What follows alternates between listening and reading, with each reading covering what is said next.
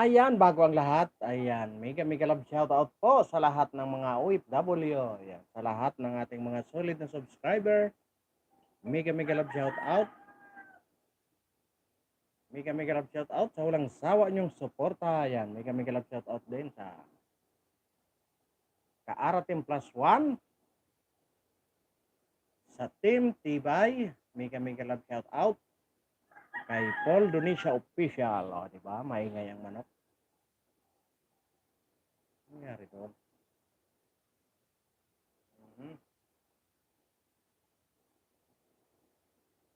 At sa lahat ng aking mga solid sa subscriber, mega love shoutout po sa inyong lahat. Mapagpalang umaga. Teka lang. Ay itong aking ano.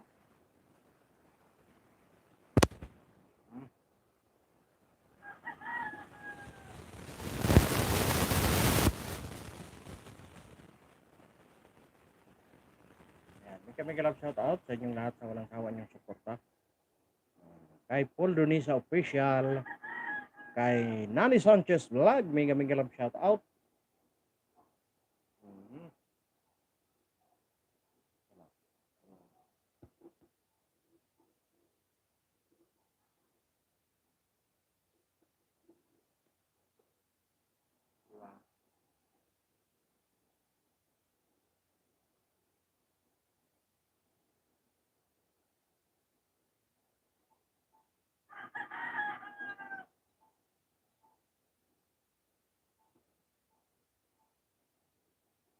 Naglulo ko na itong aking ano, ang aking cellphone.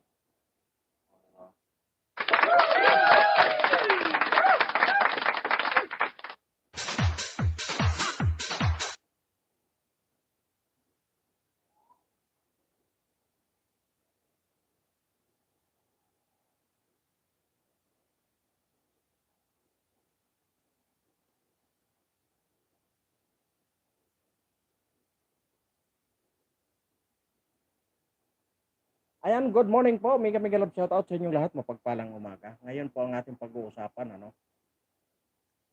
Itong mga kamatayan black sa Kongreso. Diba? Marami kasing hindi nakakaalam, ano? Na lalong-lalo na itong mga kamatayan black yan sa Kongreso, no? Na marami itong nalilinlang sa pamamagitan ng kanilang mga membro, no? Kaya ito ang gusto nating talakayin ngayong umaga, no?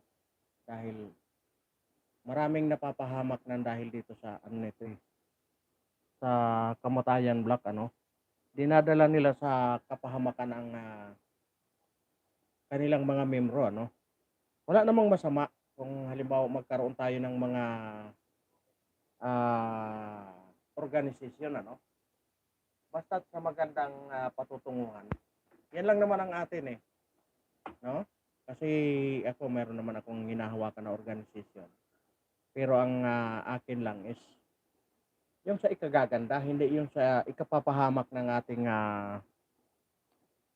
mga membro, ano? Katulad nitong tatlo na lang itong kamatayan black gawa ng dahil nga doon sa ginawang programa ng dating Pangulong Duterte na itong tinatawag nilang ano yun?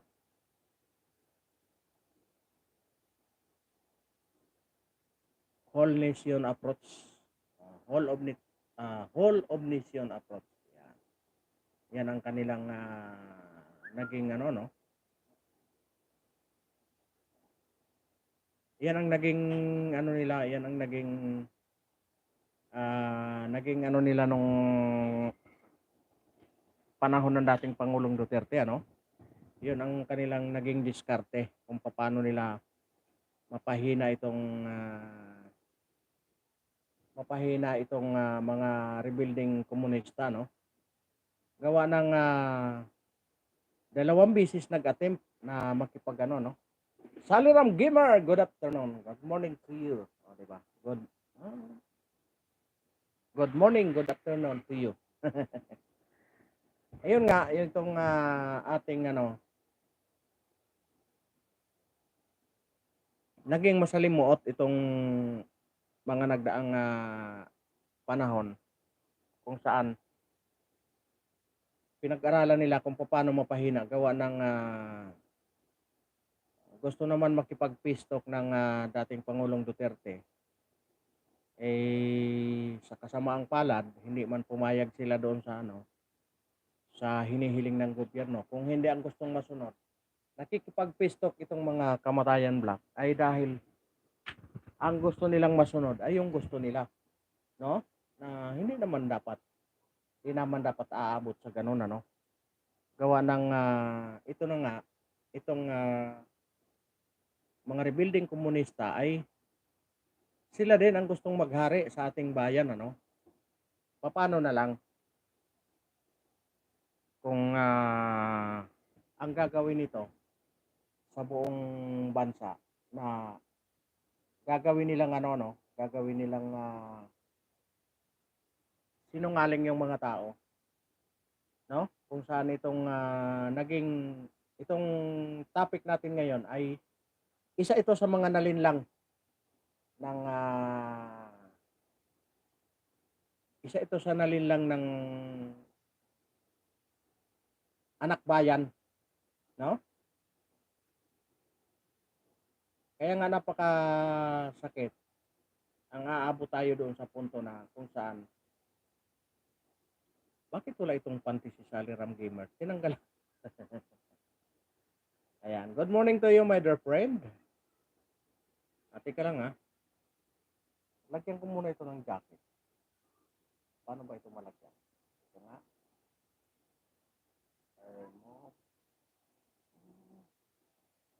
Hindi malagyan. Paano ito? Ayan.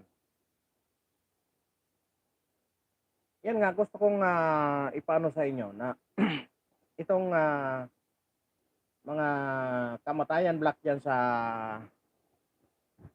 Kongreso ay mapanlil na nga.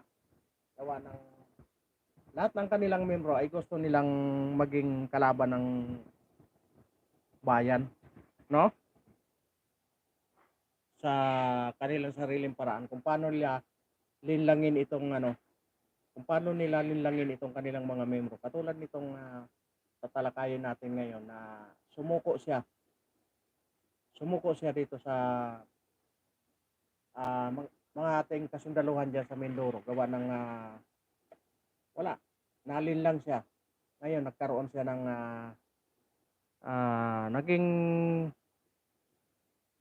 naging baldado siya nang dahil sa maling pakikipaglaban. Marami naman talagang paraan kung paano tayo lumaban sa gobyerno. Hindi yung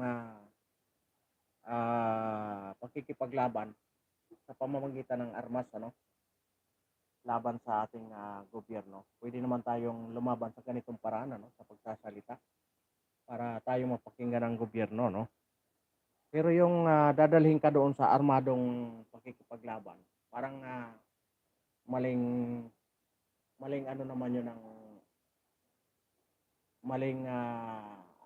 ng kanilang grupo, kung saan dinadala nila sa kapahamakan ang kanilang mga membro, kaya gusto kong ipakita sa inyo para sa lahat ng mga magulang dyan, na gustong protektahan ang kanilang anak, pag-isipan nilang mabuti, lalong-lalo na yung kasi nga habang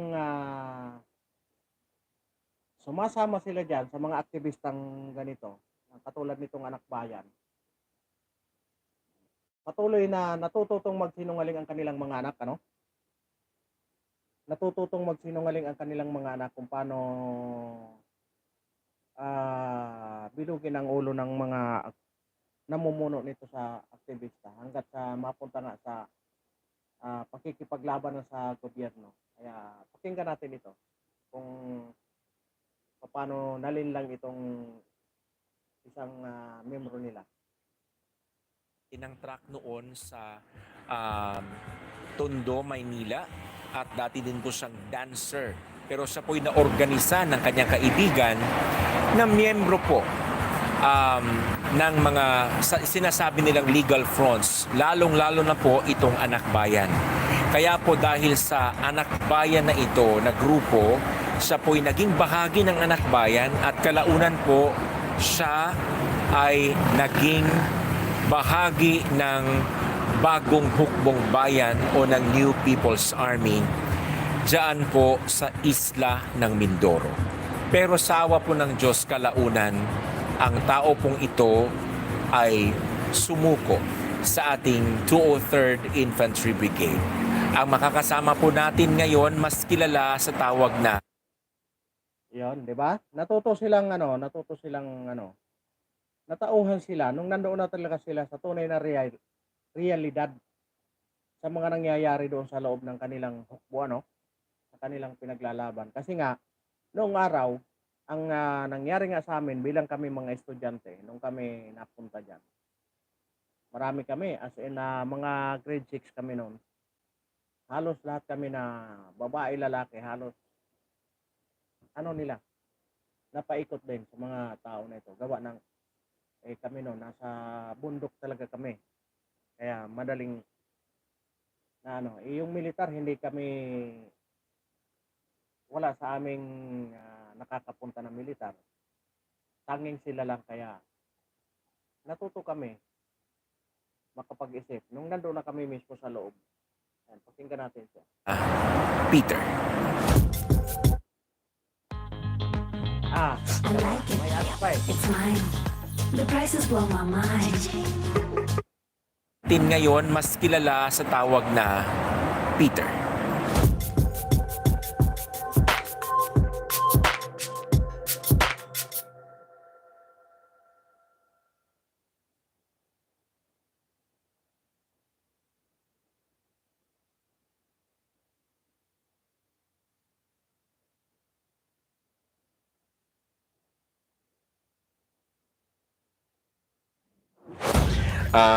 Sa iyo, Peter, paano ka na-recruit upang maging kasapi ng bagong hukbong bayan? Yung una yung sa lugar namin. Ayan, kaya gusto ko lang ipalabas itong mga bagay na ito. Gusto kong maintindihan ng mga katulad kong magulang, lalong-lalo na dito sa Kamaynilaan, na ang kanilang anak, lalong-lalo na sa pagdating sa mga barkada, isa yan nagsisimula yan kung paano nare-recruit ng ganitong klaseng organisasyon, gusto kong ulitin, maraming organisasyon na ang hinahangad nila sa kanilang membro ay mapaganda. Itong mga organisasyon na ito, hindi mapaganda ang kanilang membro kung hindi matutong lumaban sa gobyerno, Hindi lang sa paglaban sa gobyerno, kung hindi gustong bawiin gustong mamuno sila sa gobyerno. Kaya, yan, pakinggan natin. Di nagtatrabaho ako noon. Bilang? Bilang painante ng mga panahon na yun sa tracking. Yan, tapos kasabay nun, meron din akong sinalihang grupo ng kabataan na yung sa mga sumasayaw. Yan, tapos doon na nagsimula yun sa may pinagpapraktisan naming lugar na kung saan yung isang barkada ko, tapos yung tatay niya, hindi ko alam na organizer pala yun sila. Yung tatay niya, yung pamilya nila. Hindi, yung pare silang mag-ama na dalawa sila, organizer. Organizer ng organization, ng itong communist organization. Hindi ko pa alam kung siya kung nung una na yung sa communist organization siya mas ang inaano nila sa amin, yan nga, yung sa mga legal na organisasyon, yung anak bayan. Tapos, habang tumagal-tagal nun kasi 13 kami nun na-organize, tapos parang yung nagtuloy-tuloy lang na ako, yun na, yung natira. Na kung saan pinokos na nila ako sa mga gawain, ganyan. Yan, organize din, tapos yung sa mga pag-aaral, yung binibigyan na nila, pinapadala na nila ako sa mga pag-aaral. Yung sa pag-aaral ng BKP. Ano yan? Yung batayang kurso ng partido. Yan. Tapos pagkatapos niyan, doon na ako unti-unting kumbaga, na recruit nila dun sa ano yung sinasabing ano, Communist Party of the Philippines. Mm.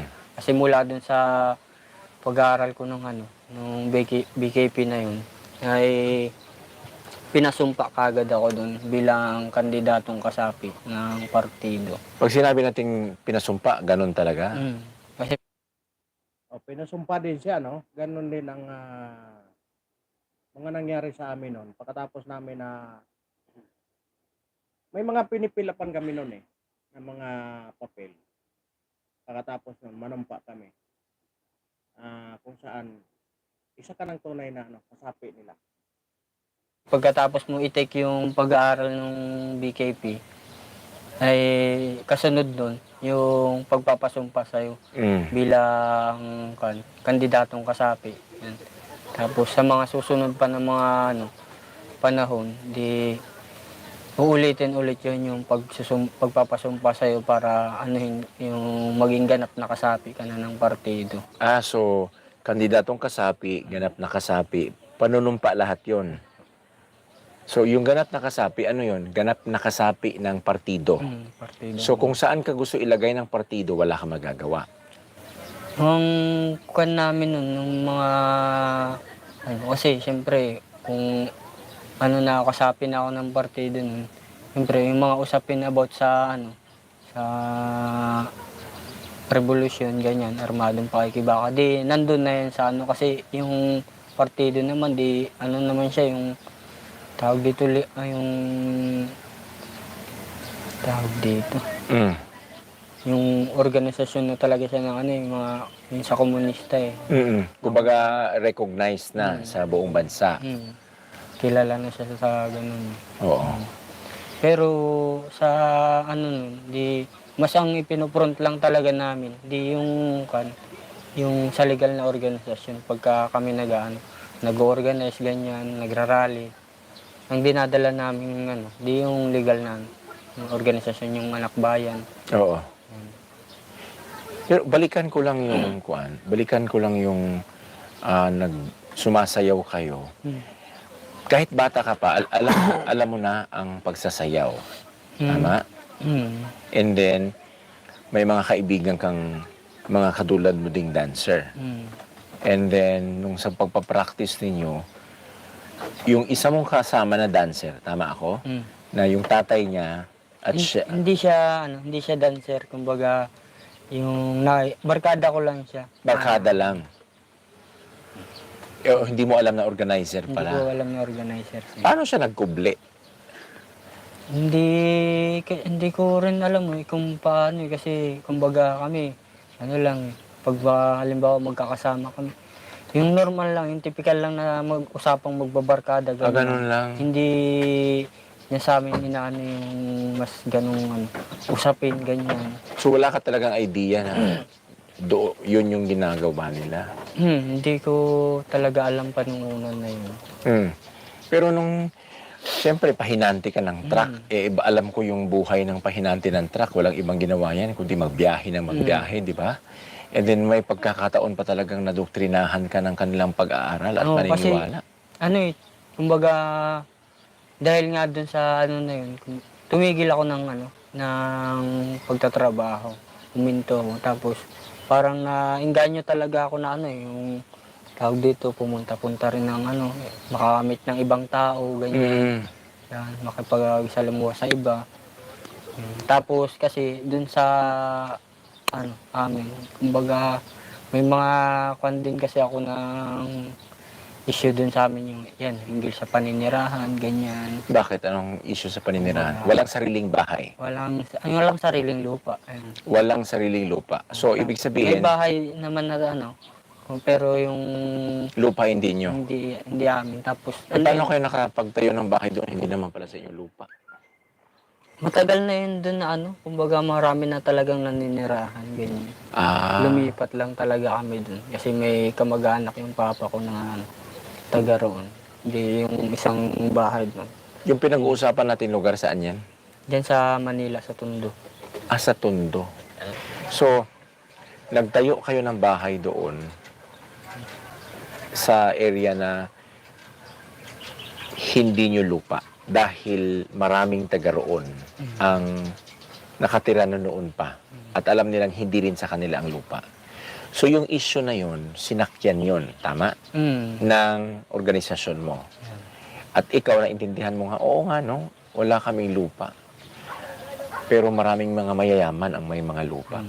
And sila yung nagaharing Gusto ko lang ano, no? Gawa ng nandito na, sa totoo lang, nandito na talaga sa urban. Ang kanilang pagre-recruit, dito na sila nakatutok kasi napakarami ditong, katulad ng sa mga squatter, ano? Katulad ng sa mga pabrika. Sa mga pabrika, ang nangyayari, magtatayo sila ng union. Ngayon, pagdating sa mga union, may mga organizer yan sila kung saan sila mapapaloob. Halimbawa, depende sa organizer. Halimbawa, organizer ng KMU, organizer ng FFW, organizer ng Partido Manggagawa. Yan. Depende yan sa kanilang makuha na organizer. Kung paano i-organize, kung paano magtayo ng union doon sa isang pabrika. Pag kayo ay nagkaroon na ng union, automatic yon. Mayroong monthly kung sino ang nag-organize sa inyo. Magiging under na kayo. Halimbawa sa KMU, under na kayo ng KMU. Halimbawa sa TUCP, under na kayo ng TUCP. Kumbaga monthly, kung sino ang organizer nyo, nagkakaroon niya ng allowance kung sino ang organizer nyo.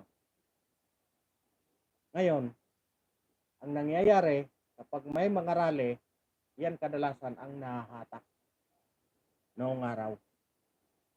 Pero ngayon, parang nakukuha nila sa pamamagitan na ng money talk. Ganun ang nangyayari sa ngayon. Gawa ng marami tayong kahit papano naman, marami tayong mga kaibigan na mga organizer kung saan nagsisilbing sila ang mga paralegal na tinatawag ng mga unionista, no? Yung tinatawag nila na paralegal, yun yung mga humaharap sa mga kumpanya kung saan gustong may hinanaing ang kanilang nasasakupan, ano, na mga union. Gusto nilang magkaroon ng dialogue sa company. Yan ang mga ginagamit itong mga paralegal. Magkaroon ng problema itong mga paralegal. Kumbaga, ito nakapaloob ito doon kung saan sila na organisasyon, no? Kung saan sila napaloob doon sa organisasyon na yan. Kaya marami na dito sa kamay nilaan talaga na penetrate na talaga ng katulad nitong iba-ibang organisasyon kung saan palaban sila sa gobyerno na sinasabing lumalaban sila sa mga multinational companies. Pero sa kaloob-looban nun, under sila ng mga itong kamatayan black na ito. Kaya pagpatuloy natin yung kanilang revelasyon. Isa na rin itong babala sa mga magulang para mabantay nila ang kanilang mga anak. Na sinasabi dito sa bansang Pilipinas. So isa yun sa nagpaudyok sa'yo na talagang sumapi sa kilusan. Oo, na kumbaga parang gusto ko paglaban yung paninirahan namin, ganyan. Kasi kumbaga siyempre mahirap lang din kami, ganyan, wala talagang walang maayos na yung trabaho, tapos walang sarili talagang yung tirahan na masasabi. Hindi isa yun sa nagkuhan sa akin na kung saan baka kung sa mga susunod na panahon i-demolish kami, ganyan. Bigyan ko lang ng yung sinasabi niya, no? Na sinasabi niyang bigyan ng ng paninirahan, Katulad nung itong mga nakaraan na kung matatandaan nyo, itong kadamay, Itong kadamay. Itong kadamay na ito, ito yung mga radikal na membro, na mga rallyista, na kung saan inaano nila, ito ang mga front na medyo matataas na ang katungkulan nito sa ah, kanilang organisasyon kung saan man sila nakapanood. Itong kadamay na ito. Kung saan na talagang radikal na ito ng mga sa kalsada na namumuhay. No? Halimbawa, mayroong rally, pag tinawagan itong kadamay na ito, yan ang palaging nangunguna. Kung saan, kumbaga sa sa pagdating natin sa quality, ito yung mga quality na mga pang laban pagdating sa rally. Yan, itong mga kadamay na ito. Kami titira. Yan, ano yung magiging hanap buhay namin doon sa ano. Yun yung mga naging ano sa akin. Kaya nag-decide ako talaga na ano, yung itigil ko yung trabaho ko at gampanan ko yung ano, binigay nila sa akin ano, gawain. Yan. Okay. Na yun nga, mag-organize, magpaliwanag dun sa lugar namin na ganito, kailangan nating ano, paglaban yung paninirahan. Okay. Pero paano yung kabuhayan mo? Ang kuwan ko lang, kumbaga, kung saan lang kami, kung abutan ng, halimbawa, kasi ang ginagawa namin parang, tawag dito, nagpapapulong kami sa mga ganyang lugar, tapos, minsan pagka, doon din na kami nakikikain. Ganun na lang. Oo. Kung saan kayo naaabutan. Pero siyempre, ikaw ba ay isa sa inaasahan ng pamilya? Ganun. Na, kasi ako, panganay ako sa amin Ako, panganay ka pa pala. Tawag dito, dun sa, bali, 7 na lang kami kasi yung bunso namin namatay. Panganay ako dun sa 7 magkakapatid. So, hindi mo naisip na pag ikaw tumigil sa pag-aaral, sa pagtatrabaho, pwedeng magutom yung pamilya mo? Hindi mo na naisip yun? Hindi ko na siya na kasi kumbaga parang yung mga paliwanag sa akin nila na mga yung mga ganyan na yan kumbaga laging pinapaliwanag sa amin na yung nararanasan yung problema ng pamilya. Normal na yan sa nararanasan ng karamihan na ganyan. Kumbaga parang pinaliwanag sa akin na yung kailangan mong magsakripisyo para sa ikabubuti ng lahat, ganun. So nakaka-addict yung paliwanag nila. Kaya parang naano ko na oo nga ganyan, sabi ko. Parang kwan lang. Yun. Yun talaga yung yun yung inabot ng pangunawa mo. Yun yung inabot na. Pero siya, kumbaga hindi rin siya nagtuloy-tuloy gawa nung 2013 ng August yata. August yun. Nung namatay yung bunso kong kapatid. Yan. Tapos, kumbaga parang nanghingi ako sa kanila ng tulong sa organisasyon na sa samahan. Walang naitulong. Na kung ano yung magtulong. Ang sinasabi lang nila na dalhin sa ganitong ospital, ganyan. Kumbaga, yun sila mismo talaga yung kasi kumbaga kami pa yung mismo pupunta dun sa yun. Yung inihingi ko kasi tulong nun, di siyempre yung pag-a-assist talaga sa amin na halimbawa Yes. ganito. Pero hindi ko na yun. Kaya yung sa akin ng tatay ko, yung pag-udyok sa akin na huwag na ako sumama dyan, magtrabaho na lang ako. Yan. Di doon, tumigil talaga ako ng pagkilos. Yan. Tapos nagtrabaho na lang ulit ako. Pahinante pa rin. Iba naman yung pinasukan ko sa mga construction, ganyan. Tapos mangingisda.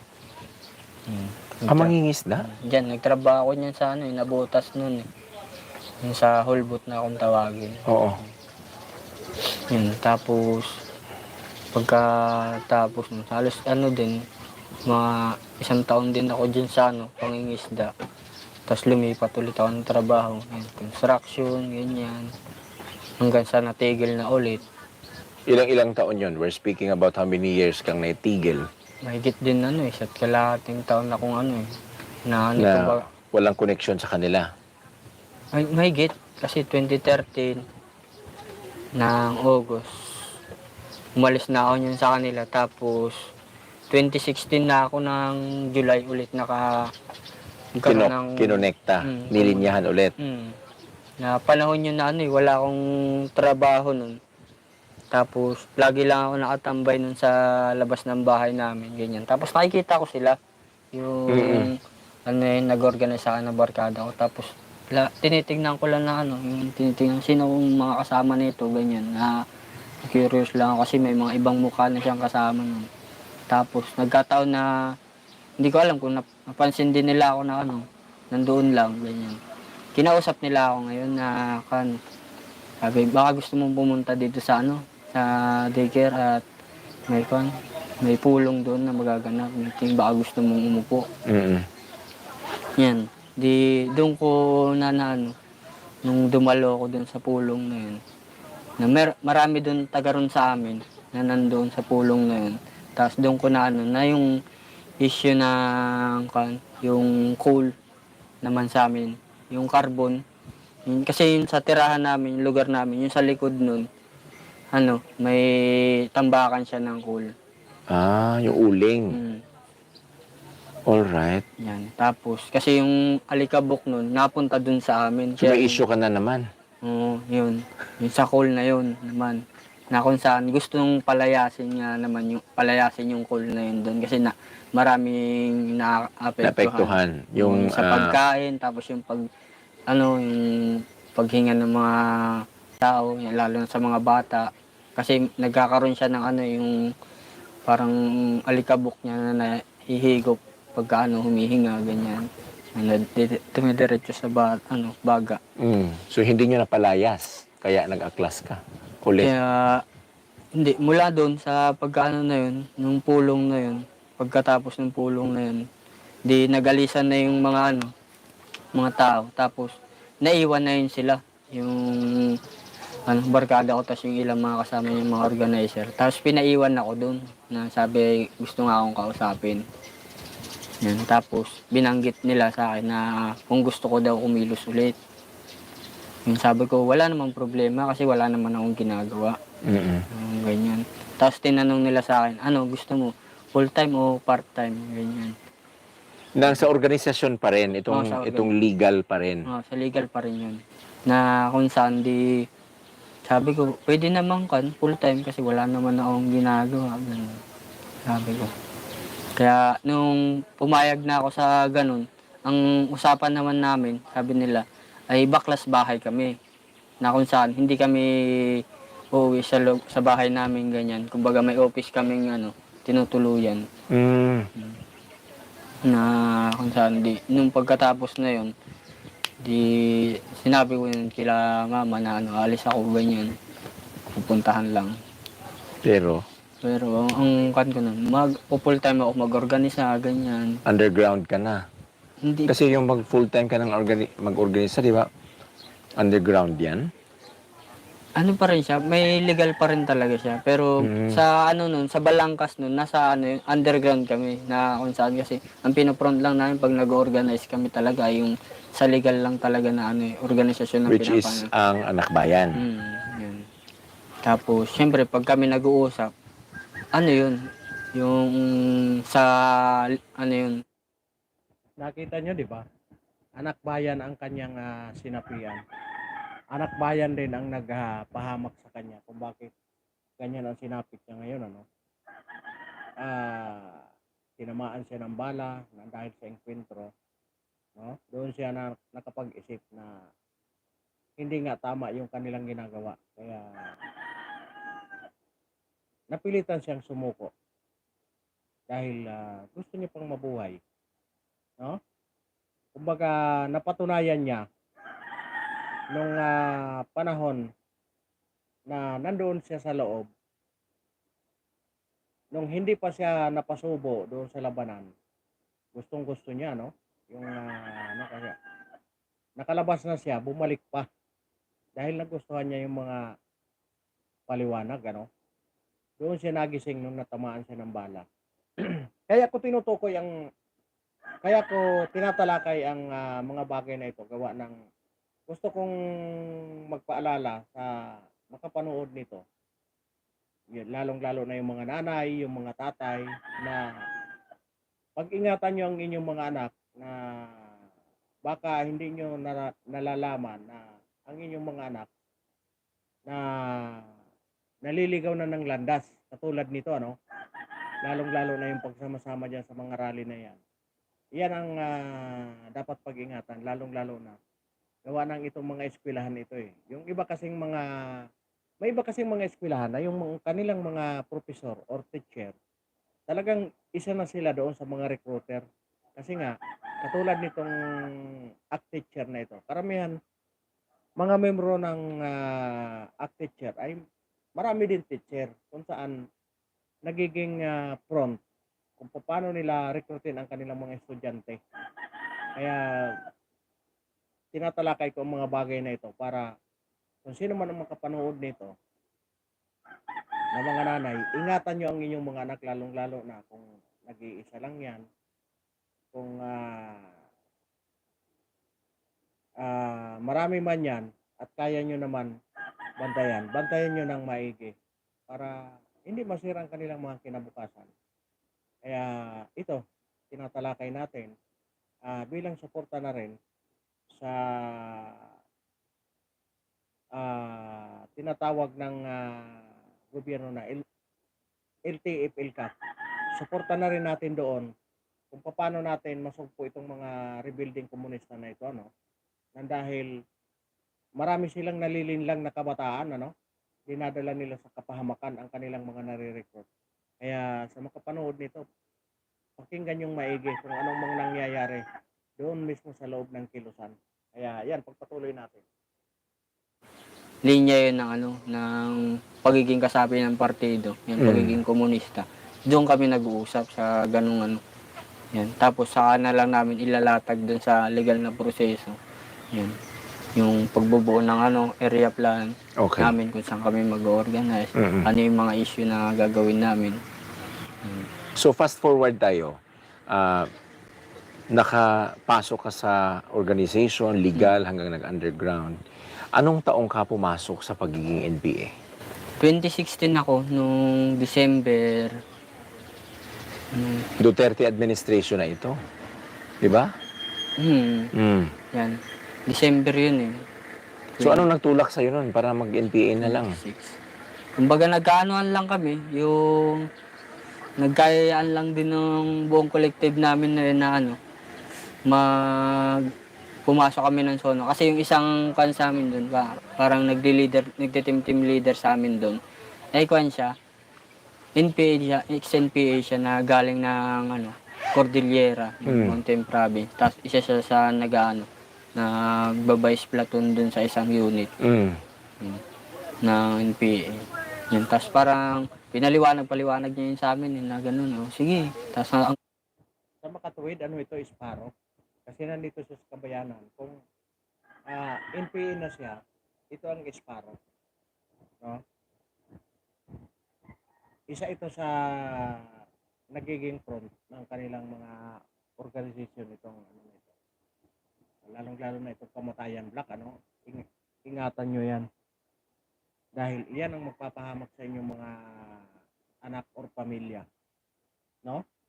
Lalong-lalo na dito sa kamay nila, katulad ng, pag nag-organize kasi, lalong-lalo na itong mga union na ito, pag nag-organize yan sila, palaging tinatakil niyan kung anong nagiging problema nila doon sa loob na hindi nila nagugustuhan, kaya nagkakaroon ng ganyan. Ang problema, napapalalim yung kanilang paniniwala dahil napapaikot nga sila ng mga mandorobo na ito. nga sa napagkasunduan namin na mamundok kami, ganyan. Wow, mamundok talaga. Pero Ilang kayo nun, namundok? yun bali 7 kami. Ang problema, hindi nabuo yung plano namin na sama-sama kami sa isang lugar. Kasi pagdating namin galing Pakat, yung isa kasi nakaprogram na yun na pumasok talaga sa sa NPA yung isa. Kaya pagdating namin doon, kinuha na yung isa. Pinadala na dito sa ewan ko kung sa Quezon yata. Quezon nga. Sa Quezon yun siya dinala Isang province. Tapos ikaw, saan ka dinala? Tapos doon ako dinala. Tapos yung isa, nakasama ko na nakianib na lang. Hindi na nag-TOD. Doon kami sa Mountain Province dinala. Ang layo. Mm. Ang layo ng Mountain Province. Mm. So hanggang sa sinanay kang maging NPA doon. Pagdating doon, di siyempre, yan na, una nakasalamuha muna sa mga NPA. Tapos, di pagkatapos kasi ng aktibidad, yung anibersaryo, yun na, nandun na yung pagsasanay namin, yung mga bagong yung mga bagong pasok, bagong sampa. Yan. Na kung saan di sinasanay sa paghawak ng armas, yan. Paano yung wastong pamamaraan ng pagputok, pagtutok ng baril, yan, paggamit. Tapos yung pagdapa, yung pagkan ng cover. Yan, doon ako na yung sinanay. Yan. Tapos makalipas nung 6 na buwan, kasi nag full time na ako doon eh. Makalipas yung 6 na buwan, dineploy naman ako sa ng Ifugao. Wow. Ifugao Province din. Kuwan din ng Cordillera. Na halos katabing probinsya lang din ng Mountain Province. Okay. Ng Ifugao. Guerrilla unit ka na-assign. Kita nyo yon. Nanggaling siya dito sa Metro Manila. Nung nag-full time siya, dinala siya ng Cordillera. No?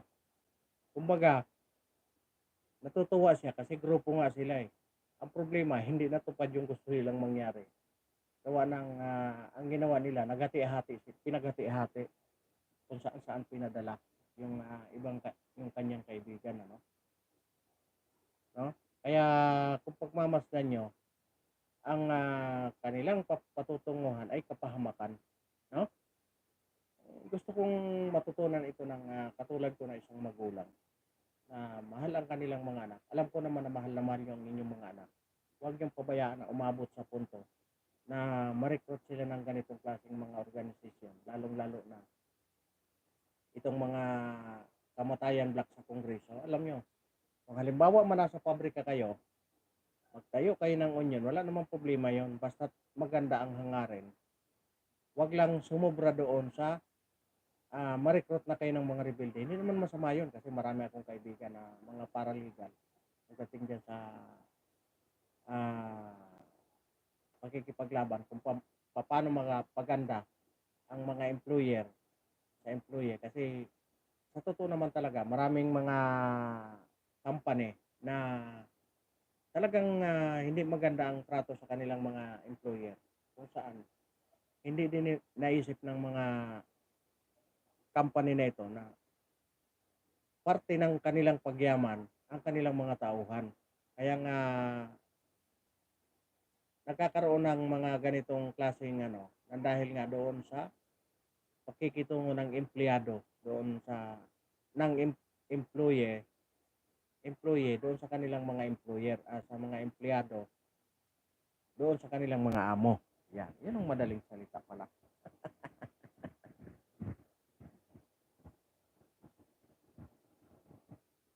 Diba?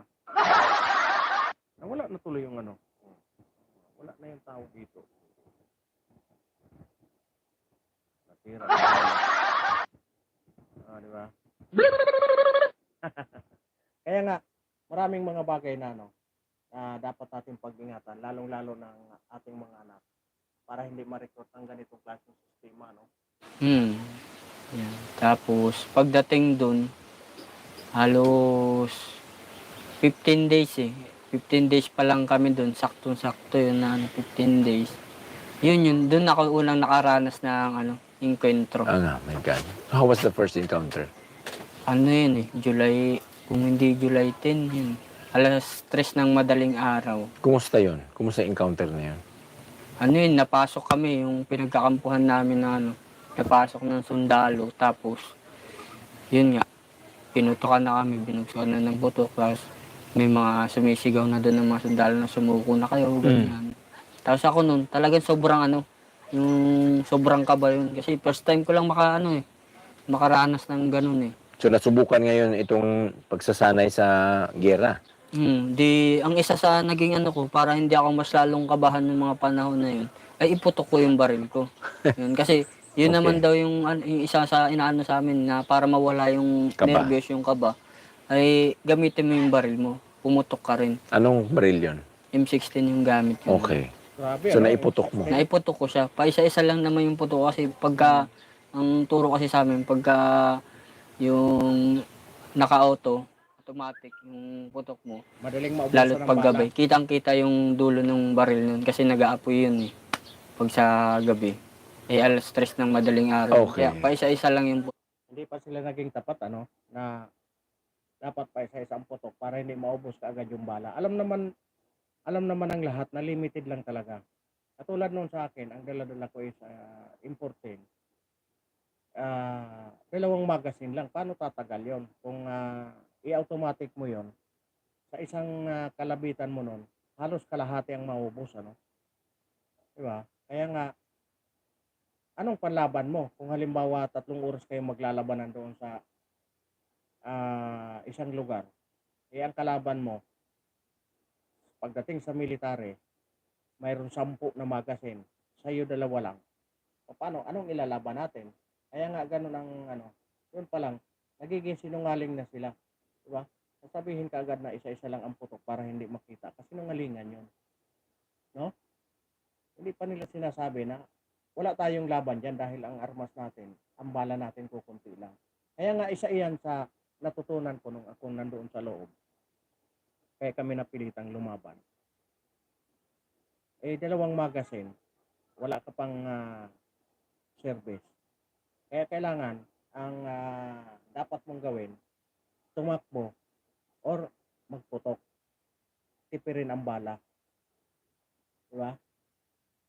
Yun ang tunay na realidad pagdating na doon sa loob. Wala namang talagang totally supply ang mga rebelde. Hindi ko lang alam ngayon dahil nga itong Kamatayan Black, napakalalaki ng kanilang tinatawag nitong pork barrel, no? Kung doon nila ginamit lahat yan, magkaganda na rin ang kanilang mga armas sa loob. Ko Para habang, hindi ma-monitor yung apoy. habang na-atras ako nun, papunta dun sa may gitnang formasyon. Tapos may nakita ako dun na yung 2 kasamahan namin na nakatayo, parang nakatulala, ganyan. Hindi ako na yung sa kanila. Kumbaga, nagmando na umakyat na sila sa taas. Yan. Tapos habang papaatras ako, na pansin ko yung sa isang kubo, yung kasama kong babae na na-deploy din dun. Na nandun pa pala sa may kubo na yun, kaya hinata ko siya palabas. Kasi nakasuot pa siya ng yung kumot na yung malong yung tawag. Yun. Kaya hindi siya makalabas dun. Di hinata ko siya doon. Tapos pagka pinaabante ko na siya sa taas habang pumuputok-putok ako, nag-cover fire. Yun yung first encounter Yun mo. na yun. Kinakabahan ka siyempre. Oo, kinabahan talaga ako nun. Kasi ang pakiramdam ko nga nun, doon na ako mamamatay eh. Kasi First pa lang, Oo, naisip mo na kaagad na this is it. oo, kasi kumbaga, sabog dito, sabog dyan, tapos yung mga mga bala, ganun. Yung sabog, bomba yun? Yung M203. Yung M203, malakas yan, di ba? Lalo't gabi, kita mo talaga yung yung spark ng talsikan ng pagsabog. Doon, ko talaga, yung iniisip ko talaga na parang doon na ako mamamatay, ganyan. Pero Mabuti na lang, hindi ka pa nung nakita ko yung ibang mga kasama na pilit umaakyat, pataas ng sa bundok. Kumbaga, parang doon ako nagkaroon na pag-asa na lumaban. kaya ko to kung kaya nga nila, ganyan, na umahon. Kakayanin ko rin to maka-atras. Kaya Grabe, yun, nung pagka-atras ko, pagdating namin dun sa medyo patag-patag dun sa taas, doon kami nag-ipon-ipon. Yan. Tapos doon ko nakita yung squad leader ko noon na may tama dito sa ulo. Hindi ko pa kumpirmado nung kung anong klase yung nakatama sa kanya. Yan. Pero namatay ba siya o buhay? Buhay naman siya. Hanggang ngayon? Ang balita ko na yun nahuli yata yun eh. Nahuli. So, doon sa Mountain Province hanggang Ifugao, ilang enkwentro yun? Isa lang ako doon, naka-isang encounter lang ako doon. Isang encounter lang. The rest, saan mo na naranasan yung mga encounter mo? Dito sa parte ng Isabela, 2019 ng January. Ano yung tumawid kayo going Isabela? Hindi, kasi panahon naman yan na Kumbaga, bumaba ako nun, nung panahon na halos mahigit ako isang taon sa ano, mga 1 year and 2 months, ganyan, sa Mountain Province, Ifugao. Yan, tapos bumaba ako nun eh. Kasi nabalitaan ko yung nanay ko, ano, kumbaga nagkasakit, ganyan. So may Kumbaga nabalitaan ko yung ganun. meron ka pa ring malalim na concern para sa magulang mo. Kaya anong ginawa mo? Bumalik ka sa Tondo? Sabi ko sa kanila eh, mag-ano muna ako, magtatrabaho ako. Kasi kinakausap pa nga nila ako na kung ano, tulungan na lang daw yung nanay ko. Yan. Huwag ka na lang Huwag umalis. na lang ako umalis, papadalhan na lang ng ano. Pero mas ano ko pa rin, siyempre gusto ko pa rin makita, No, ganyan. presence, mas importante yung katawan kaysa sa magpadala ng pera. Gusto ko makita eh. Kaya yun talagang decision ko. Kaya nung panahon na yun, 2018, Kasi nakita nila yung performance, ano? Nung pagdating doon sa bakbakan, nakita nila yung performance nito na, okay ito, mapagkakatiwalaan. Pwedeng maging commander pagdating ng araw. Kasi palaban siya eh. Di ba? Yun ang masaklap na katotohanan. Kaya, ito, babala sa mga magulang na nagmamahal sa kanilang mga anak. Ano? Pakinggan nyo itong mabuti. Intindihin yung mabuti kung paano sila kung paano napariwara ang kanilang buhay. Ano? Tuloy natin. bumaba ako nun eh. Tapos, yun na, nagtrabaho ulit ako, ganyan. Ganon? Hmm. Isang, ano naman ito ng pagtatrabaho? Trabaho ulit. Tapos mga ilang buwan lang din eh. Parang Balik na naman. niyaya ulit ako ng barkada ko na yun na. Kilos ulit sa legal, ganyan. Rally-rally na naman.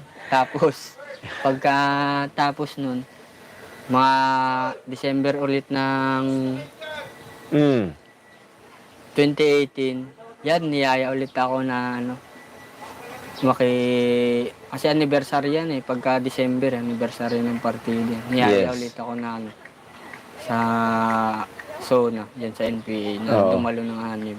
Sige, ano. Pero, ginano yan sa akin, gusto mo mag full time? Sabi ko, pag muna, baga mag-TOD lang ako, sabi ko ganyan. Inano ko lang na ano, Ang TOD is 3 months, di ba? 3 months, 6 months, ganyan. Pwedeng rin humaba 1 ng 6 year. months. Okay. Depende yun sa ano. Sabi ko, sige magtitiod ako na 6 months, ganyan. Tapos, yun na. Nung pagdating ko dun ng dyan na yun sa Isabela. Yun na yung Isabela. So, ilang encounter ka doon sa Isabela? 2 beses ako na-encounter. 2 beses. Hanggang nailipat ka ng Mindoro. Anong next to Isabela? Pagka-con ko na Isabela, kasi hindi ko rin nagustuhan doon yung ibang pakikasama ng mga kasama doon. Kumbaga, parang ang naging ko doon, yung pagiging lokal baga ng mga kasama doon, na porkit galing ka dito sa lungsod, ganyan. Meron silang yung Discrimination? Parang, discrimination na ganyan. So, bakit? Anong pananaw nila pala sa Tagalungsod? Parang hindi kaya yung mga ganito, mga gawaing bukoy, yan, yung pagtaya sa mga lugar. Yan, yun isang nila. Kasi siyempre, sila bilang taga-bundok, talagang sanay sila sa terrain. And then ikaw, dahil patag ang Maynila, baka hindi mo kayang umahon sa mga bulubundukin na katatarik. I see. So, lumipat ka ng... Kaya mula doon, hindi ko natapos yun yung TOD ko doon Halos parang 4 months lang yat. Magpa 5 months ako noon. Umuwi na ako. Umuwi ka na naman. Nagplano ako noon mag-awol ako noon Mag-awol ako nung panahon na yun kasi nga. Nilayasan din kami ng aming yung kalihim namin doon. Tapos yung GP namin. Sa Tapos parang unti-unti nang umaalis yung mga kasama nun. Mga nagsisiahulan na rin. Kasi ang bilang namin nun halos nasa 32 yata kami nun. Hanggang umabot na lang kami ng 18. Laki nang nawala, no? Na unti-unti tumatakas yung iba, ganyan. Oo. Yung huling tumakas bago ako nagpasyang umalis nun, yung PN. Kasi gutom na, no? Naranasan namin yan noong araw na 3 araw, 3 gabi kaming walang kain. Kasi nga, nandyan yung mga militar, hindi kami pwedeng makapunta doon kung saan yung mga informer namin, hindi mapakali. Hindi kayo pwedeng tumuloy kung saan nyo gustong tumuloy gawa ng nandyan ang military. Kaya ang nangyari, nandoon kami sa kabundukan, sa gitna ng bundok. No? Magtiis kami ng ulan, ulan, init, gutom, walang ligo, yan. Ganon ang nararanasan ng isang rebelde. No? Kaya nga, doon ka talaga magigising sa tunay na realidad. Pakinggan natin. Namin. Tapos yung GP. Pagkatapos nun, yun na, nag-ano na rin ako na ano, parang nalumural ako nung nag-ano pala dito, habang ganyan. Mabilis nga magpa-sampa, pero mabilis din yung mawala, ganyan, masosyalisan. Kaya doon ako nalumural na sabi ko, ayoko na dito, ganyan. Ayaw mo na sa... Doon sa lugar na yun, sa Bela, ganyan. Kaya nagdesisyon ako na bumaba. Bumaba ka going to back to Tondo. And then, fast track tayo. After Tondo ulit, saan ka na napunta? Dito na, sa Mindoro na. This is the last one. Ito 2019. yung last mo na destinasyon ng pagiging NPA. Saan kayo dumaan? Dito kami niyan sa Abradilog. Sa Abra de Ilog kayo dumaan. May service kaming van nun eh. Sino kasama mo nun? Kasama mo na yung previous kong na-interview na si Aliyah tsaka si Yuri?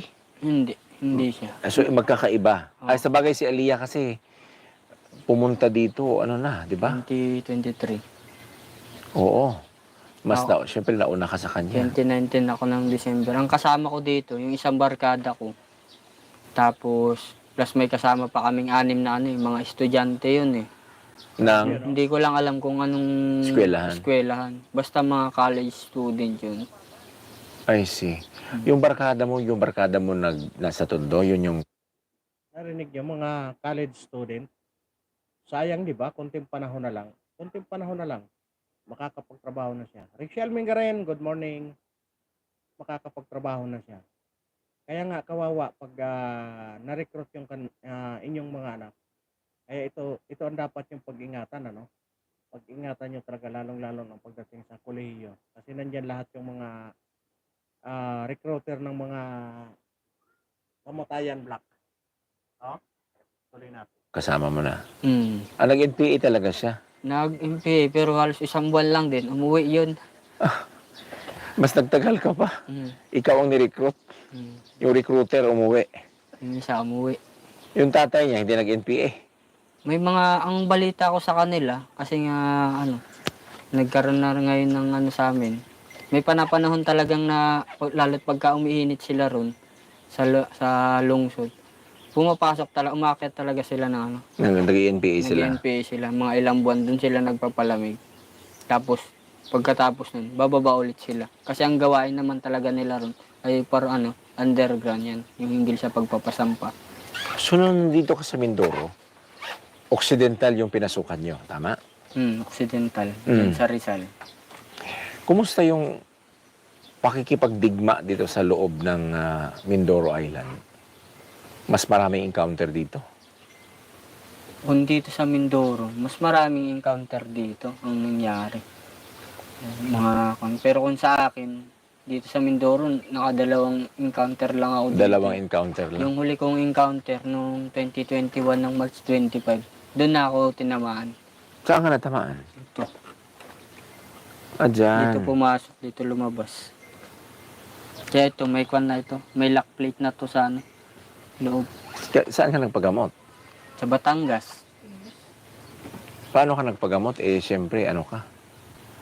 NPA ka? Hindi. Maraming aliado? Kumbaga, may nag-a-assist lang dun talaga na Meron kasing isang tao na nasa underground organization na siya yung sumasalo dun sa mga kasamang Sugatan. Tapos siya yung nag-a-assist. Tapos siya na rin nag-aayos ng mga tuluyan, ng mga pasyente kasama, yung mga bahay na mga... Yan ang tinatawag na informer, ano? Pagdating daw sa loob ng kilusan, yun kasi ang tinatawag na kanilang informer. Magsisit up ng lahat. Halimbawa ganito, parating kami doon sa Pangasinan. Diba? Eh, Yung informer namin dyan, iyan ang sasalo sa amin pagdating namin dyan. Yung alisan namin dito,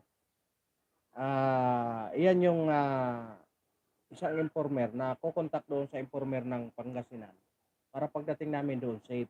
Ngayon, pag halimbawa, pag sinabing hindi tayo pwede doon gawa ng yung mga military, nandyan yung visibility ng military, hindi tayo pwede. Kukontak naman ngayon yan sila doon kung saang bayan doon o pwede na informer. Ganon ang nangyayari lang. Parang salo-salo lang. No? Gawa ng hindi kayo pwedeng lumantad eh.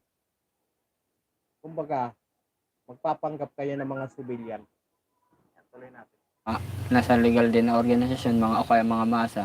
Doon yan kami itinutuloy. Tapos siya ay nakikipag-usap naman doon sa mga pwedeng mga doktor, ganyan, na mag-oopera sa amin, ganyan.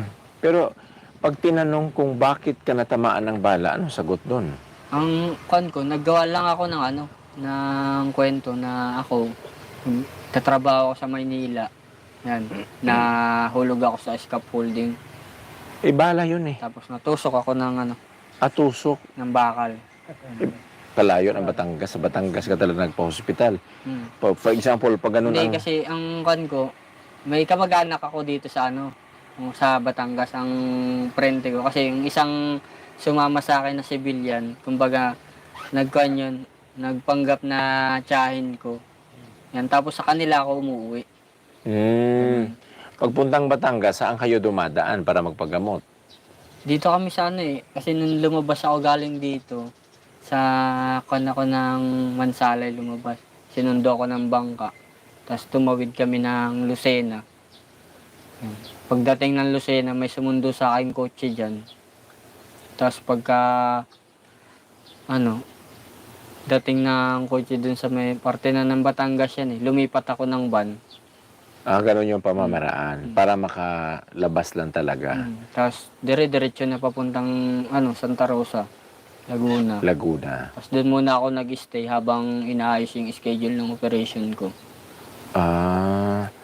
So, yun lang yung isang beses na natamaan ka. And then, pagkatapos mong magpagamot, naoperahan, nagpahinga, balik na naman sa kilusan. Balik ulit. Halos 3 buwan lang akong Nagpahinga? nagpagaling. Tapos bumalik na ulit ako Kaso nung pagbalik ko dito, dahil nga syempre, iba talaga yung may na sa paa. Talagang nung unang balik ko rito, sobrang hirap talaga na may pa na talagang hindi na ako makalakad sa sa sobrang sakit ng paa ko. Okay. So, apektado na yung operasyon mo sa kilusan. Oo. Lalo't gabi kami naglalakad. Tapos, may mga panahon na yun na gusto ko nang umuwi. So, may pagkakataong gusto mong umuwi. Dahil sa pagod sa katawan at saka sa paa. Sa hirap na. Kumbaga, niisip ko na hindi ko na kayang sumabay. Paano pa kaya kung magkaroon ng Ng enkwentro. ng enkwentro? Paano ko pa isasalba yung sarili ko, ganyan. Mahirap naman pala. Tapos, hanggang sa kumbaga, kinausap lang ulit nila ako ng kinausap na hinikayat ulit nila ako na manatili pa rin. Oo, wag sumuko. Sabi niya, marami daw mga kasama pa na mas malala pa daw sa akin nandito. So, yung pa mga sinungaling na naman na gano'n. Pagsisinungaling na gano'n. Ganyan. Tapos Para syempre, Kita nyo yun, yung kwento niya. Binubuhay sila sa kasinungalingan. Kaya nga ang nangyayari, puro na lang kasinungalingan ang nangyayari sa kanila. Kung saan para hindi lumabas sa kanilang organisasyon, puro na lang kasinungalingan ang pinagagawa, no? Kumbaga natauhan na siya Natauhan na siya na nakapag-isip na siya kung kung paano siya makababa. Kasi hirap na siya eh. Biruin mo, sugatan ka, tapos pababalikin ka doon sa field. Makikipaglaban sa gobyerno. No? Kaya nga, di ba, sinasabi niya, paano na lang kung magkaroon ng engkwentro? Kawawa siya, mamamatay siya. Ito ang purpose ng kamatayan black na ito, no? Sa Kongreso. Ito ang purpose. Maubos ang kanilang mga recruit, maubos sa pakikipaglaban sa bayan nang dahil sa kanilang pansariling interes. No? Kaya nga, nagpasalamat ako, nagkaroon itong NTF-ILCAC na ito, kung saan talagang hindi nila pinabayaan kung paano maubos itong mga rebuilding NPA na ito. Ngayon na nakikipag ano naman ang ating administrasyon, hindi ko alam kung saan patutungo, kung ang gusto nilang mangyari. Lumakas uli itong mga rebuilding NPA, no? Kaya abangan natin. Yung mga nanay naman diyan, na katulad ko, mga magulang, alam ko naman na kaya kayo nagpamilya dahil mahal niyo ang inyong pamilya, mahal niyo ang inyong mga anak. Pag-ingatan yung mabuti na ma-recruit ng mga ganitong klaseng pagkakataon. Ulit ko, ano, hindi masama ang magkaroon ng organisasyon, kasi ang organisasyon naman hindi hindi naman masama 'yan kung maganda ang patutunguhan ng inyong organisasyon, no? Kasi ako, mayroon akong 3 organisasyon na hinahawakan, pero hindi ko siya dinadala doon sa kapahamakan. Kung hindi, kung paano makatulong sa kanilang pang-araw-araw na buhay. Marami silang matutunan, matuto sila kung paano magpahalaga sa komunidad, no? Matuto silang magpahalaga kung paano alagaan ang kanilang pamilya. Kasi kadalasan talaga, lalong-lalo na pagdating dito sa Metro Manila, ang ano dito, kumayod ka ng kumayod para ka mabuhay, ano? Kaya minsan napapabayaan na yung pamilya.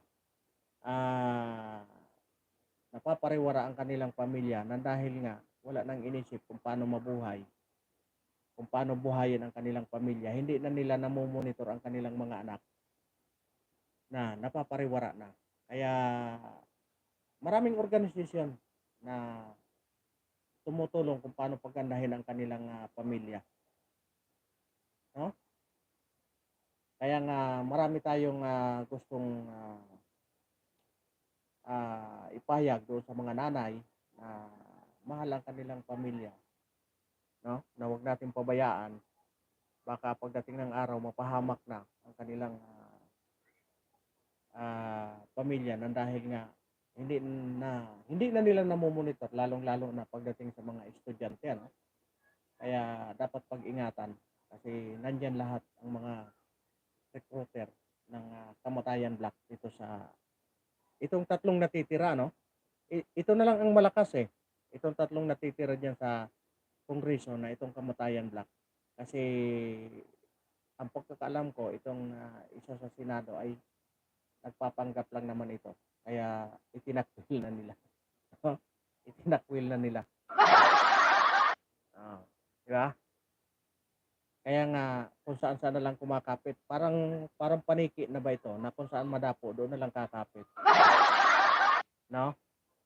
Kung saan ang may buto, doon na rin siya makikikagat para mabusog siya. No? Pinoprotektahan niya ng kanyang sarili. Wala na siyang mapoprotektahan kasi alam ko itinakwil na siya. Kaya yan, sa susunod sana malinaw sa ating lahat kung paano natin na protektahan. Kaya ko tinalakay ang bagay na ganito. Gawa ng gusto ko